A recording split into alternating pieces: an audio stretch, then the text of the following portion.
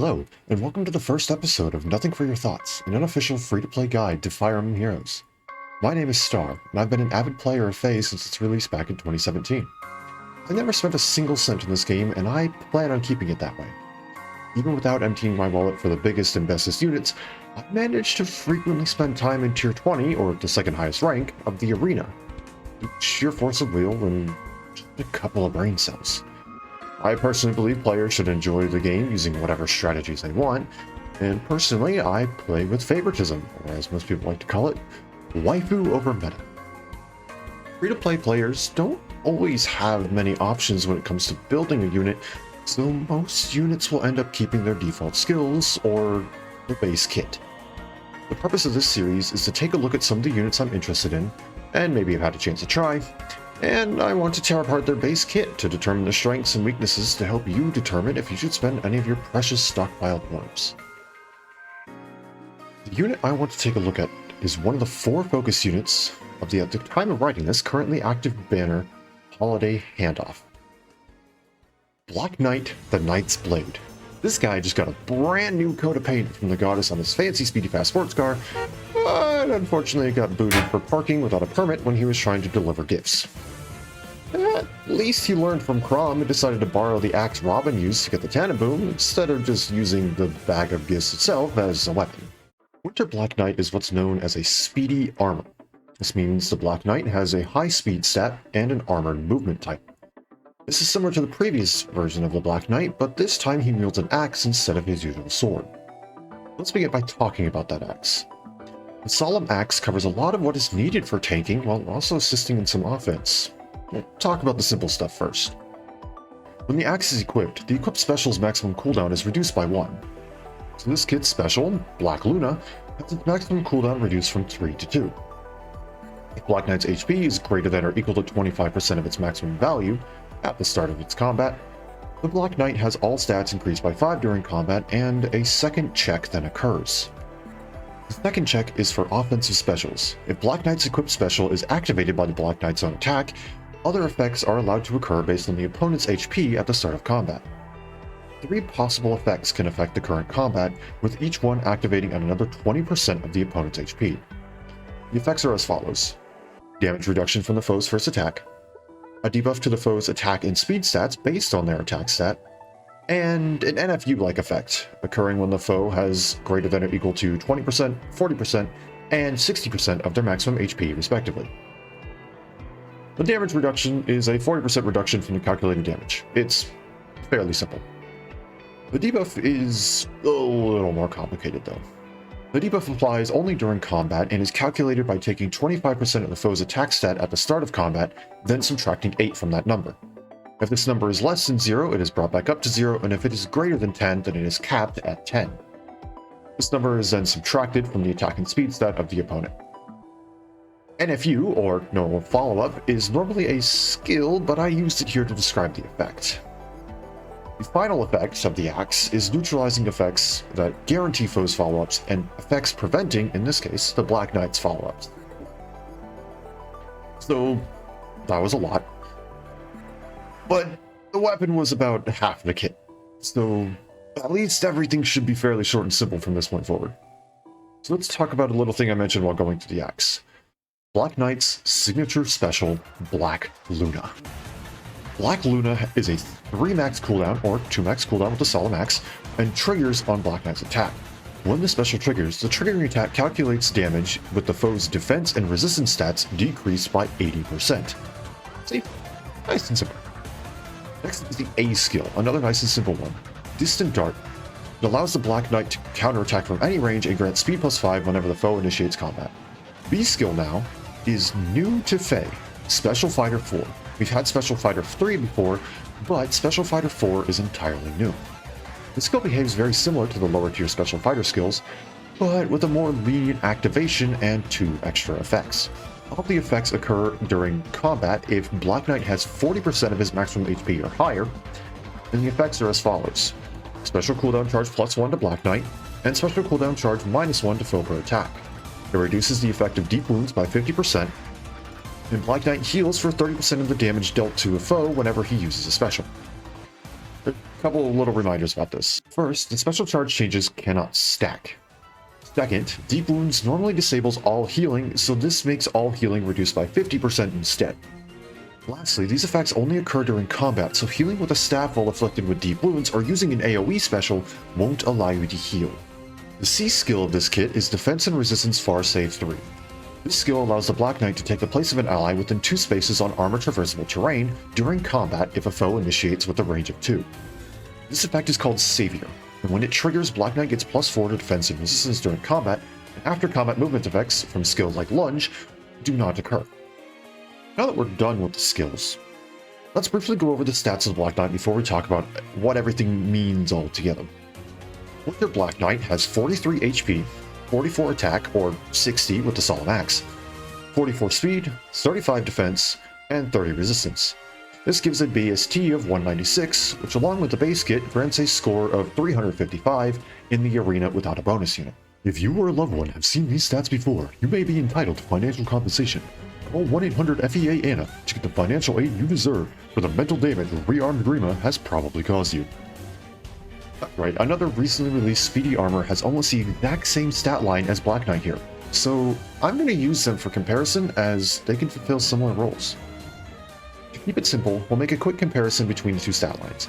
HP, speed, and defense are tied between the two. A Black Knight wins by 3 in attack, and loses by 3 in resistance, so the two have the same BST. As enemy phase tanks, Winter Black Knight and Rearmed Grima will frequently be in combat so they don't initiate. So let's compare some combat scenarios, but for the sake of simplicity, let's assume both sides can always counterattack with relative range, and ignore Savior abilities since both units have them. So what do these units do well? We'll start with the simple stuff. Both of these units buff all of their own stats by 5 and lower the opponent's stats. Damage reduction, special cooldown modifiers, self-healing, follow-up modifiers, you name it. They have a lot going for them. So, who does it better? Let's just work our way through this list. We'll start with the stat buffs. They're pretty simple. Both get +5 to everything, but Black Knight wins with an extra +5 to speed for a total of +10 because of distant pressure, so he wins there. The stat debuffs are not so simple. Grima just inflicts -8 to everything, so I guess I can thank the Fell Dragon for being kind to me this one time. The only thing that is simple about the next part is the Black Knight doesn't apply to debuff to defense and resistance, so there's an argument there, but I guess he has Black Luna, so there's your counter argument. Remember the weird equation I gave from the Solemn Axe for debuffs? I'll make it easy for you, I did the math. The minimum debuff of -0 occurs when the foe has 32 attack or less. Real tiny. The maximum debuff of -10 occurs when the foe has 72 attack or more. Fairly large. So when does it equal 8, you ask? When is it even, I hear you cry. When the foe has an attack stat of 64. Not super high, but not super low either. The debuff at any value is not guaranteed either, though. The foe has to have at least 40% of their HP, while the Black Knight needs to have at least 25% of their HP to have it activate. So I think with all that combined, I think Grima wins this one. Damage reduction is a pretty big win for Grima. Party Fighter 3 allows for up to 75% damage reduction and then another -5 damage taken on top of that, while Black Knight only has 40% damage reduction. The only upside for Black Knight's damage reduction is the activation condition. Black Knight only requires his own HP to be at least 25% of its maximum, and for the opponent to be at least 20% of their max HP. Grima, on the other hand, requires a defensive special activation, which could possibly limit the damage reduction to only melee or ranged opponents. Special cooldown is where things start to get really funky. Grima gets an instant -2 cooldown on turn 1, and then a cooldown charge +1 per attack during combat. Black Knight gets +1 charge per attack, while the opponent gets -1 charge per attack during combat, but only if Black Knight's HP is at least 40% of his max. Grima gets an instant cooldown and a guaranteed bonus charge, but Black Knight gets the +1 charge and inflicts the -1 charge if conditions are met, so I think I'll call this one a tie. Self-healing for Grima is simple. 7 HP restored after combat if her HP is at 25% of its max or higher at the start of combat. Black Knight restores 30% of damage dealt when a special activates during combat. This is also a part of Special Fighter 4. So the condition of 40% HP or higher needs to be met for the healing to activate.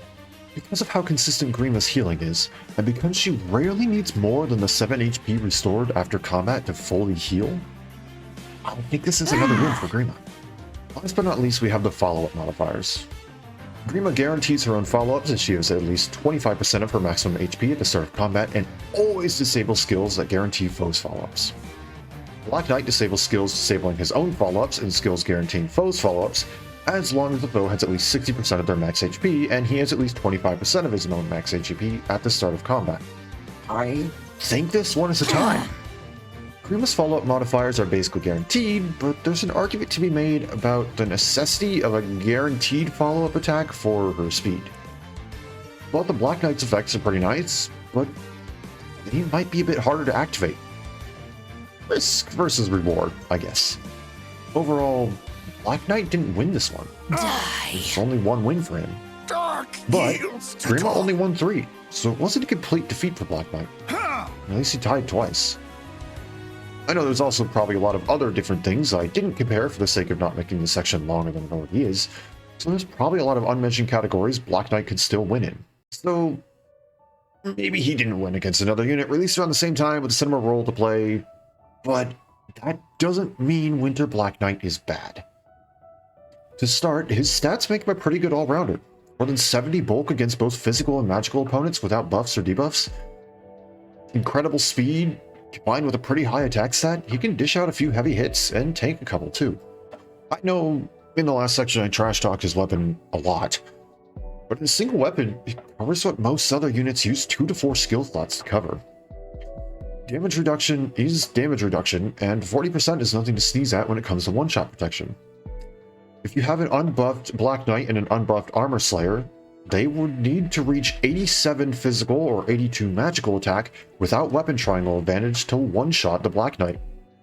That's not something that's just going to be reached in general, so you're going to have a pretty specific build. The activation is fairly simple as well, with a 25% HP minimum for Black Knight and a 20% HP minimum for the opponent. Not to mention, if the opponent has at least 40% of their HP instead of 20, their attack stat would be debuffed, making it even harder to reach those one-shot ranges once you start buffing up to reach that 87 or 82. Oh, and speaking of the attack and speed debuff, it's not as bad as I made it sound. Yes, the amount varies, but do you really need a minus 10 debuff to attack when the opponent only has an attack stat of 50? No, you probably don't.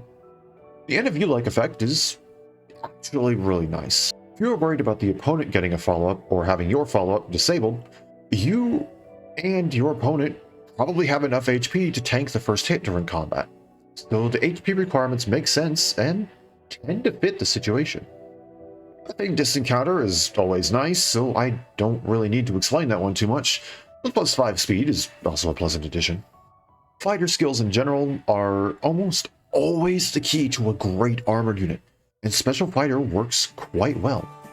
Black Knight's signature special, Black Luna, has a cooldown of 2 with the Solemn Axe, so being able to retaliate with it after an opponent attacks is quite nice. Disabling specials is also quite nice, as some offensive specials bring down that one-shot minimum. The ability to heal with this frequently activating special is also nice, especially since Deep Wounds loses 50% of its effect, so the healing from this is never fully lost. And speaking of specials, Black Luna is pretty powerful. No other unit can say they just delete a casual 80% of the foe's defense or resistance almost every attack. On to one of the bigger things of this kit, save skill. We didn't mention it a lot before, but save skills are incredibly powerful, allowing for a squishy frontliner to extend a little bit further than they normally would, because they have a tankier unit that can back them up if they get targeted. These skills are hard to come by, and it's always nice to pick one up. So, to sum up his strengths, the Black Knight has self-healing, decent one-shot protection, frequent tank killer specials, the ability to counter from any range, and to top it all off, a save skill, allowing the use of all of these other strengths to protect squishies. So overall, I think the win Black with Milla's strength. My brother in armor, I am trying to make you look good. So we can't just talk about the strengths. We have to look at the weaknesses too. In general, Black Knight's stats fit an all-rounder more than a tank.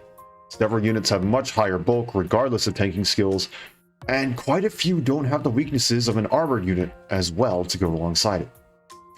Also, for a unit with fairly high speed, none of these default skills really seem to take advantage of it. Of course, we have to mention the one-tile movement as well. That's not too bad, but he's meant to stay up with the front line of squishies, who most of which will be moving 2 to 3 spaces at a time instead of the 1. It'll be a little bit hard for him to keep up. The damage reduction is small, and still allows Black Knight to take a decent chunk of damage. But it can be disabled by a wide variety of skills that lower or even outright negate non-special damage reduction.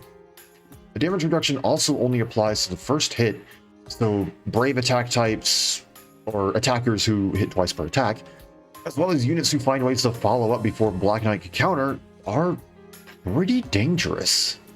Most of the time, the foe's HP requirements are perfectly reasonable and will take effect whenever needed. However, some units, like Ascended Celica, become more powerful as their HP becomes lower, allowing them to bypass the HP minimums and gain buffs in the process. While you probably wouldn't want to use Black Knight to initiate combat, this still means he is prone to Vantage-like or Miracle-like tactics, as several skills relying on lower HP could become twice as powerful by allowing the unit to bypass the HP minimums and therefore bypass the buffs and debuffs granted to Black Knight. The combo of damage reduction only taking effect during combat and the 25% HP minimum for weapon effects and the 40% HP minimum for fighter effects make the Black Knight susceptible to AoE specials, as they'll bypass the damage reduction and make his HP go below the thresholds before the start of that very same combat where the AoE special occurs. The distant counter effect is nice, as I said earlier, but it can easily be shut down with some kind of null counter effect. I mean, heck, take a look at Brave Lyn, a version 1.6 unit, who by default has a skill that disables counterattacks from swords, lances, and axes, just renders that skill null and void. Similar to the distant counter effect, tempo-like skills, or effects disabling plus X charge to foe and minus X charge to self, can easily stop the main purpose of Special Fighter, getting specials. Even a skill applying a -1 charge to Black Knight greatly hurts him, because his self-sustaining ability relies on getting a Black Luna activation on almost every attack. And now for the save skill. There actually isn't much bad I can say about savior skills. Just look out for Embla, I guess. Suffer as I have. Basically, look out for brave attackers, Vantage and Miracle strats, AoE special, null counter abilities, anything messing with your special cooldown, and anything specifically designed to one-shot you through damage reduction. So to wrap it all up, I enjoy using the Winter Black Knight. Yes, I trash him a bunch. The combination of self-healing, frequent tank killer specials, and the ability to counter from any range makes him a ton of fun to use. The save skill makes the Black Knight a powerful asset to a wide variety of teams. He does have his weaknesses, and you will probably have to make contingency plans, but I think he was worth my pull.